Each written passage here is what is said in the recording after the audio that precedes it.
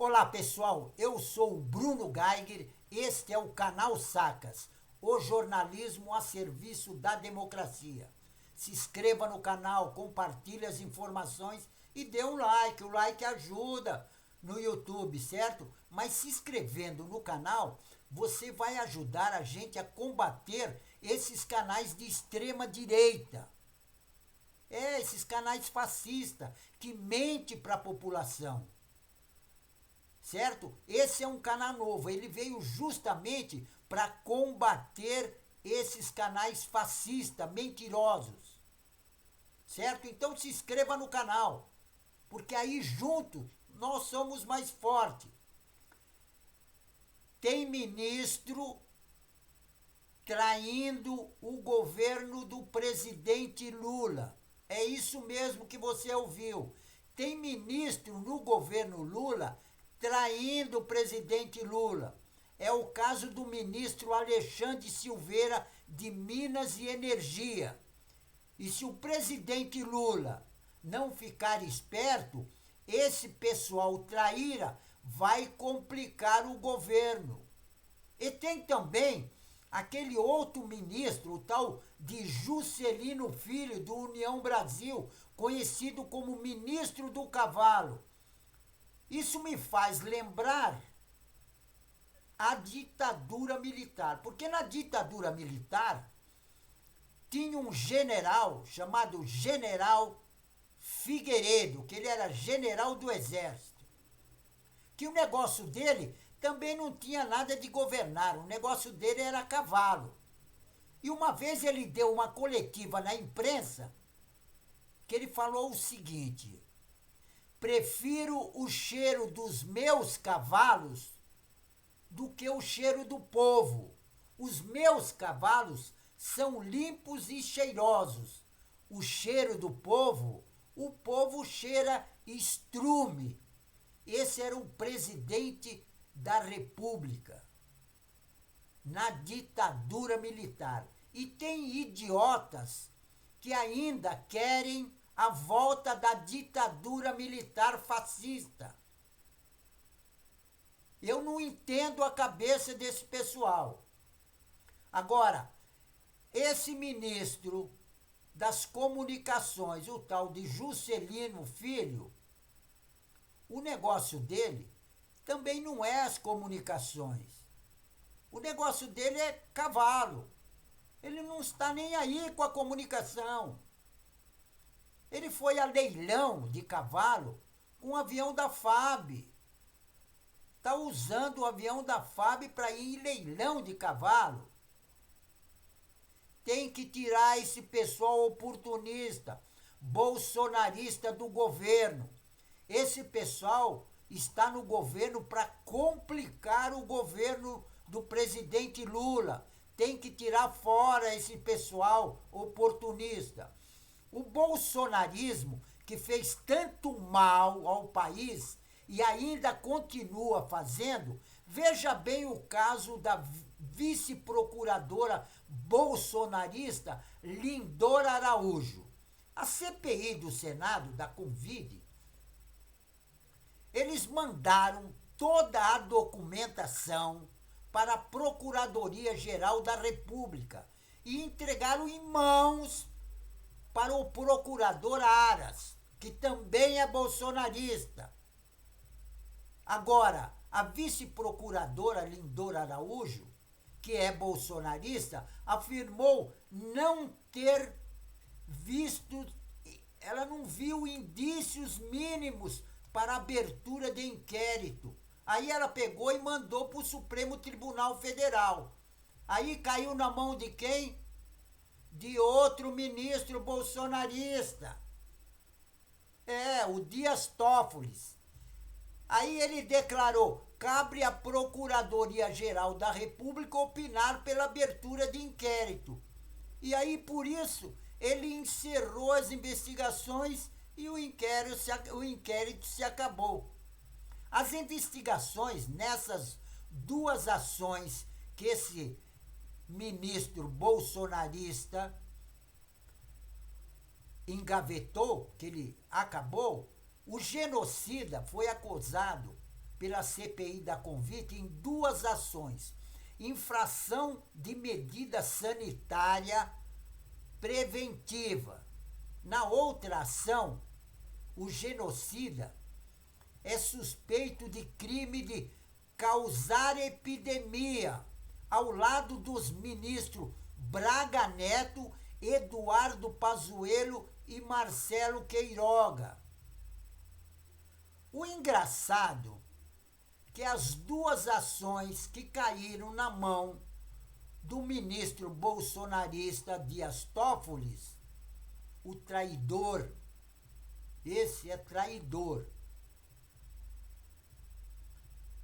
Um é epidemia com resultado de morte e a outra é infração de medida sanitária preventiva. As duas foram extintas pelo ministro bolsonarista Dias Toffoli.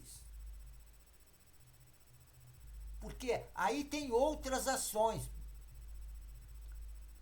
Agora, as ações que estão na mão de outros ministros, que é ação de charlatanismo, que está com Luiz Fux, essa ele deu continuidade, entendeu? E tem outra, a incitação ao crime, que está com Luiz Roberto Barroso, ele também deu continuidade. Falsificação de documento, que está com a Carmen Lúcia, também ela não parou, deu continuidade. Emprego irregular de verbas públicas, que está com o Fux, ele também deu andamento. A prevaricação, que está com a Rosa Weber,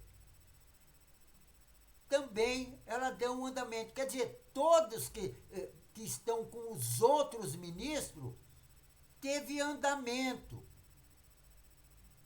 Agora, tem diversas ações que estão sobre a relatoria do ministro Alexandre de Moraes, que foram incitadas por determinação do Supremo Tribunal Federal. E a pedido dos senadores, que eles integravam a comissão da CPI do Senado. Agora, quando cai na mão de bolsonarista, aí são extintas as ações, são engavetadas. O pior que esse ministro Dias Toffoli é uma vergonha. Ele é bolsonarista e, além de ser bolsonarista, ele é traidor, porque ele foi advogado do PT. E tem outra, foi indicado para ser ministro pelo Lula e traiu o Lula também. Agora, tem outros bolsonaristas. O bolsonarista Ricardo Pereira Feitosa, ex-coordenador geral de pesquisas e investigações da Receita Federal, ele teria acesso e copiado informações sigilosas de algumas pessoas que eram desafeto do ex-presidente genocida Bolsonaro. Caso do empresário Paulo Marinho, do ex-ministro Gustavo Bebiano, já falecido, e do procurador-geral de Justiça do Rio de Janeiro, o Eduardo Gissen, que é coordenador das investigações do esquema de rachadinha dos filhos do Bolsonaro, precisamente do ex-deputado e agora senador Flávio Bolsonaro.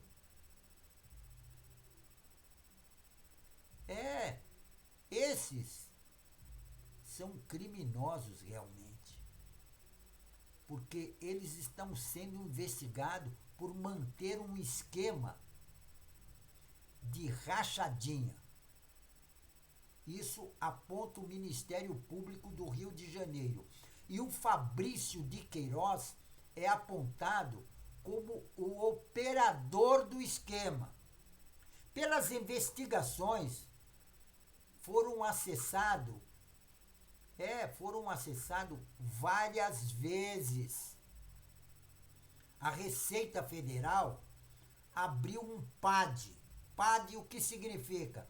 PAD é um processo administrativo disciplinar. Os trabalhos administrativo disciplinar ainda não foram concluídos. O ministro Fernando Haddad, que agora, o que acontece? Quando abrir o PAD para fazer uma investigação, para ver se comprovasse que o funcionário da Receita Federal ele estava copiando coisas que não devia dos outros. O que acontece? Por ordem do presidente Bolsonaro, eles tiveram que dar uma parada nas investigações. Mas as investigações agora estão continuando. E os trabalhos ainda não foram concluídos. Mas o ministro Fernando Haddad, que agora está acompanhando, e se tiver irregularidade e ficar provado que realmente aconteceu, aí o ministro Fernando Haddad vai demitir o servidor público que cometeu um crime na Receita Federal, copiando os dados sigilosos de pessoas, só porque eram desafeto do Bolsonaro. Quer dizer, isso é a pedido do Bolsonaro, né? Agora, um servidor que se sujeita a cometer um crime porque o Bolsonaro pediu, pela madrugada, né? Esse servidor já tinha que estar catando batatinha. Como é um processo administrativo disciplinar, poderá aplicar penas, suspensão, penalidades, mas se não tiver uma conclusão desse pessoal que está fazendo toda a investigação, não tiver uma conclusão e prova realmente que o funcionário cometeu o crime, aí o que acontece? Aí o ministro não poderá demitir esse funcionário. Agora, se ele cometeu o crime mesmo, porque o que acontece? Aí esse funcionário, que ele viu que a barba dele ia crescer, aí ele saiu. Ele deixou o cargo de chefia de inteligência no dia 25 de setembro de 2019. Aí o Eduardo Gussi, também, que foi procurador-geral da Justiça do Rio de Janeiro, em 2017 a 2021, o órgão recebeu relatório da COAF, do Conselho de Controle de Atividades Financeiras, e mostraram movimentos financeiros atípicos de Fabrício Queiroz, o ex-assessor do senador Flávio Bolsonaro, que foi o deputado da rachadinha lá na Assembleia, no Rio de Janeiro, Assembleia dos Deputados. Flávio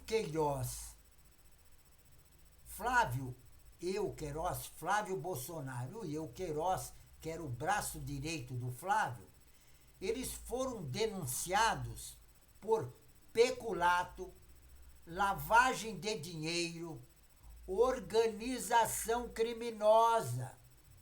Isso foi em novembro de 2020. Agora o órgão, olha bem, isso foi em novembro de 2020. Agora, o órgão especial do Tribunal de Justiça do Rio de Janeiro só foi analisar o caso em fevereiro de 2021. Aí o que aconteceu? Aí o Supremo Tribunal de Justiça anulou a quebra de sigilo bancário de Flávio. Aí elas não podem mais ser usadas no processo. Em março de 2021, Flávio, aí já sem perigo nenhum, porque já estavam mais à vontade. Aí, em março de 2021, ele comprou uma mansão em Brasília, no cash. Certo? Agora, João Paulo Marinho, que é o primeiro suplente do Flávio Bolsonaro, aí ele teve um arranca-rabo com o Bolsonaro, com a família, né? Porque ele foi depor no processo da rachadinha. Aí a família caiu de pau em cima dele. Mas mesmo assim, aí ele participou da campanha do Bolsonaro de 2018. Mas logo em seguida rompeu com a família, entendeu? E por causa disso que a mando do Bolsonaro foram copiar coisa deles na Receita Federal. Agora, o Bebiano, que também teve seus dados acessados, ele foi ministro da Secretaria-Geral da Presidência da República, do governo Bolsonaro. Mas ele morreu em março de 2020, vitimado de um infarto fulminante.